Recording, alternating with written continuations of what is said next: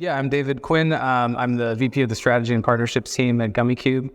Just some background on Gummicube, founded in 2011, oldest ASO company in North America. Background on me, I've been in mobile for 18 years on like flip phones and things like that. Been around, seen it all, and with Gummicube, we help mobile app marketers get more visibility in the app stores. We have a lot of data, technology, strategy around that, and wanted to go over to how some of that applies to all apps, but also how that specifically applies to subscription apps, especially with some of the new stuff available on Apple and Google. Like I mentioned, covering fundamental ASO, everything everybody needs to do, and then subscription app focus, looking outside of the stores and inside of your app, particularly again for subscription apps. So some key considerations for every mobile app. What is ASO? We want to optimize your reach, optimize your installs, top funnel things, which can make down funnel larger, but then optimizing your activation, the goal of every app, especially again for subscription apps. So we want to increase your search rankings, your visibility in search, your conversion rates, again, top funnel, but also looking at activating users. And that goes with some technology you can use inside of your app for A/B testing, but also with some of the tools Apple and Google have come out with lately. So leveraging the platform capabilities, the fundamental ASO that kind of everybody does and needs to do, optimizing your metadata for keyword visibility, optimizing your creative once they find you, do they convert, running paid campaigns on the platform, the native platform where you can appear in search results, but also using the latest things with custom product pages and custom store listings on Apple and Google, doing A/B testing with experiments, which has been around forever, but also Apple's product page optimization, and doing in-app events and looking at the data, the category benchmark data, particularly the new ones that Apple has, super important for subscription apps. So that's sort of the basics of ASO, bigger top funnel, larger down funnel potential. But for subscription apps in particular, the data that Apple provides on competitor insight benchmarks, you can see in App Store Connect how you compare to others given your category, given your business model. If you make over 50% of your revenue from in-app purchase subscriptions, then you'll be put into a cohort along with the category you're in and the size of your app, how many downloads that you have. And you can see how you're doing in different percentiles. And this is good for total download conversion rates for new users and re-downloads, but also you can see your retention rates and proceeds per paying user. So if you have a 3 or 7 or 14-day trial and you have somebody sticking around for 28 days, unless they're just opening your app and looking at how lovely your payment page is without doing anything, probably not, you can look at their category benchmarks compared to yours to see how you're stacking up in the category. It's a little bit nebulous if you're in a broad category, like lifestyle. You can have like a dating app or an app to get money, so you may not be looking at the exact same type of app for these benchmarks, but it's a pretty good read, and it's a little granular on the size of your app and which category you're in. There's also category ranking insights. So this is good for looking at the free apps and the paid apps, the top categories. That's just determined by your download volume and velocity compared to the other apps in your category, which is good to see who's getting downloads. But you can also look at the top grossing charts. So you can pick the category, which has the same caveats I mentioned before about benchmarks, where I'm in lifestyle and all these other apps might not have exactly the same features as me, the same demographics as me. But you can look, I have an image here of our DataCube tech, looking at the category ranking, so you can see who's top grossing, and that's determined by who's making the most revenue. So whereas the benchmarks are sort of anonymous data and you get this general sense of what the 28-day retention rates look like in your category, you can look at this data, see who's popping off in their category. Remaining in here in the last 3 months has risen substantially for top grossing. And you can look at other apps in that category. You can see where your app is because you know your revenue, but you can see if you're aligned with anyone, and you can see who's doing better than you, who's lower than you, if anyone's rising in the category. And then you can drill it down further and see what they're doing in their app and get some ideas for A/B testing your subscription flows, your on-page content to convert users, things like that. This is another one that's sort of a general basic ASO type of thing for anyone of any monetization model. But when you're running paid campaigns and organic, if you're doing it correctly, you can look at your high volume, high ranking keywords, and you can see if there's common concepts among them.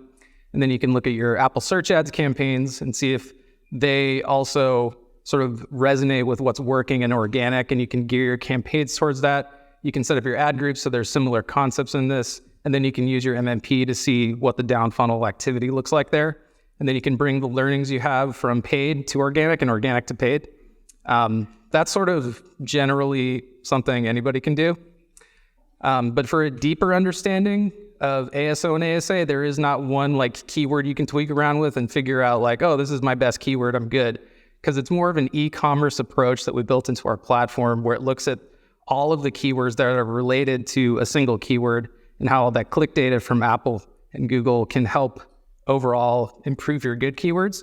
So looking at all of the keywords that you're indexing for and structuring your search ads campaigns to help support those can help you get your app merchandise in the store, because Apple and Google are looking for terms that it determines your app is relevant for. It's also good to set aside some budget for A/B testing using search ads, especially with all the data considerations we've been talking about. Your highest performing ROAS channel is organic. So you want to make sure that you're running these campaigns so that you can bring your overall cost down. And then there's also App Store promotions for subscriptions. So subscription apps have a unique sort of way to get more real estate in the store. You can take one of your subscriptions and promote it in the store. It shows up on the product page. It shows up in search results, and then in editorial features, you have the potential for that. So look for relevant keywords and incorporate them here because these are indexed in search results. I think the most important thing here is conceptually, people don't go to the store to just find something and leave. They're kind of doom scrolling through everything. And if you get more seconds and scrolls, that can lead to higher conversion rates. So see if your competitors are doing this. What subscriptions are they promoting? What are the prices that they're using? And then test yours. You can do up to 20 of these, with one of them live at a time. So test multiple, see what works, test the icon that shows up, and then just optimize that, which is essentially ASO 101. You have keywords, you have creatives, and then you have value propositions that you can test. In-app events and promos. How many people here have run at least one in-app event before? Good. So these are super important, not just to acquire users. I'm sure most of you that have run them have seen that they primarily go, unless you're featured, towards re-engagement, which is super important for subscriptions. Because if you have, like on my phone, I have tons of apps. I've never changed my Apple ID. And if I downloaded something 5 years ago and deleted it, if I go back to the store, like this Netflix example, without an in-app event, they could make tons of changes and I wouldn't know about it because current and lapsed users do not see the screenshots and search results. Versus Hulu, I may have downloaded it, I deleted it, but with this event, I'm shown the in-app event creative. So not only is it taking up more screen real estate, I also get to see, oh, I thought Hulu didn't have this kind of content. I might check it out. That can be a re-engagement. The other thing, I mentioned the doom scrolling people do. If you do this, you have that potential to get it. But if you don't do it, when people are swiping through search results, it's not only that you're moving up because you have it, you might be moving back because you don't. There's no like staying the same. So it could become part of your churn to not run in-app events because users are seeing competitor apps. So you can physically increase your visibility. I talk a lot about keyword optimization to improve keyword ranking, but this is like 4 times bigger than the Netflix placement. So you literally increase your visibility. Custom product pages and custom store listing. So this one's important too. I've talked a bit about this before, but one of the obvious ones is taking an Apple Search Ads ad group, connecting a custom product page to it. Apps have features, and those features have demographics. So you can take cloud storage, photo filters, delete pics, whatever the concepts of the keywords are, put them in ad groups, make your first 3 images illustrate that. and then that leads to higher top funnel conversion potential, and you can use your MMP to see, what are they doing down funnel. That's one thing. But leveraging your web funnels is another big thing. I'm talking a lot about web here. So if you have a website that covers several topics, it could be a news website, for example, that has local news, the weather, world events, things like that. If you just have a smart banner on your website that takes people to the store, you're kind of wasting that data that you get because someone was on this page interested in something enough to click to go check out your app. So why not carry that experience through? You can make specific pages for those events. It also makes paid UA efficient. I just mentioned logically this, don't need a presentation for this, but if someone sees something that they were looking for, they'll probably convert higher. But the UA efficiency of getting more users to install per click is a good thing. This is also now available for Google Ads. There's a recent change. These used to be just URLs and languages. So definitely try it out on Google Ads too. Pitfalls to avoid, keep up with compliance. So the sad emoji did not update his StoreKit API, and no longer can he be promoted in the App Store for his subscription. How sad. So stay up with your latest tech, but also know what to promote and where. So if you have limited time discounts or offers, Google has a specific event for offers. If you promote a pricing discount in your in-app event or in your screenshots, that can get you rejected from the App Store. So it's more like using promoted subscriptions, Google Play offers, external marketing messaging where you're talking about these things, and then you can align your creatives with that without doing something that's in violation of the compliance guidelines. Also, double check if it's the traffic or where it's going, meaning you have to look at each traffic channel that you're running, but also if it's not monetizing down funnel, there might be something in your app flow, your onboarding carousel, the subscription page. So make sure it's something that you're looking at, not just at the top funnel, but also A/B testing in your app and optimizing post-install engagement. So what I mean by outside the stores and inside the app, we have a split cube technology that lets us recreate the App Store and Play Store, and we can drive external traffic to it that lets you do some of those things that are outside of compliance. So how many of you have wanted to A/B test your app title and no one can do it? I know I have. So we have our split cube tech that lets you change basically any element of the store. You drive traffic to it and you get some initial proxy data on how that might convert if you were to make that change. The same goes for any campaign you're doing. This includes in-app events too. So titles, subtitles, in-app events, basically anything on the store page. You can run this and get some preliminary data before you go live with a big change so that you know what type of creative might convert in an event if you have something going on. And then testing inside the app. So ASO now includes testing inside the app. This is Airship's AXP app experience platform.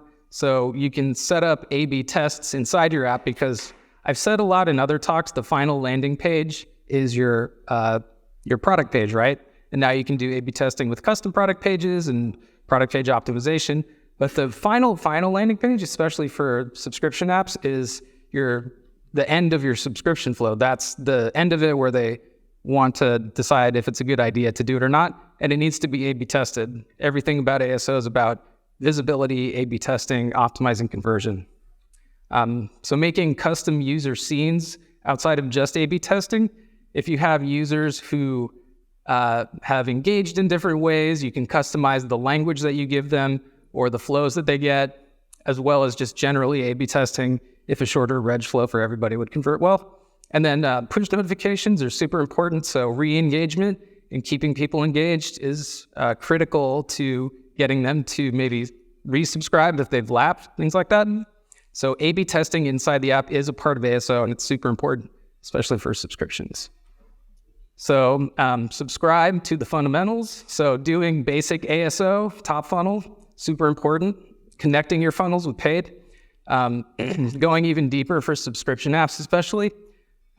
Stay up to date with compliance. Don't have a great idea or make like a video and then it's, oh, you can't use that. So make sure you know the compliance rules. And then test beyond the stores, before the App Store and inside the app. Super important. Don't forget the point. The whole point is subscribing. Yeah, and that's it. And I'm sure you've all seen our booth because you had to walk past it to get here. So if you'd like to talk more, feel free to drop by. Thank you.